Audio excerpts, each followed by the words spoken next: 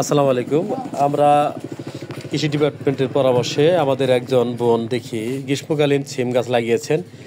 সিম গাছে লাগানোর পরে উনি আর খেয়াল করে নাই, দেখা যাচ্ছে আপনার সিম গাছে জাপ পোকা দেখা যাচ্ছে। এই জাপ পোকা যদি দমন না করা যায় তাহলে কিন্তু কোনো প্রকারই ফলন হয়। জাপ পোকা দমন করার ক্ষেত্রে প্রথমে আক্রান্ত ডগা ও পাতা তুলে ফেলতে হবে। তারপরে হলো 1 চা চামচ টেবিল লিকুইড সাবান বা ডিটারজেন্ট 2 লিটার পানিতে মিশিয়ে আক্রান্ত গাছে স্প্রে করতে হবে। তা না হলে নিম তেল 1 লিটার পানিতে 50 গ্রাম নিম বীজ ভেঙে নিম বীজ 12 ঘন্টা ভিজিয়ে গাছে স্প্রে করলেও ভালো ফল পাওয়া যায়। আবার উপকারী পোকা লেডিবার্ড বিকল ব্যবহার করেও আমরা জাপ পোকা দমন করতে পারি।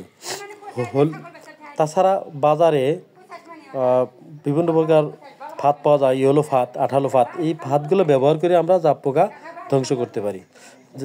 পরিশেষে আমরা অনুমোদিত কীটনাশক ব্যবহার, ইমিডাক্লোপিড গ্রুপের কীটনাশক ব্যবহার করে জাপ পোকা দমন করতে পারি। ধন্যবাদ সবাইকে।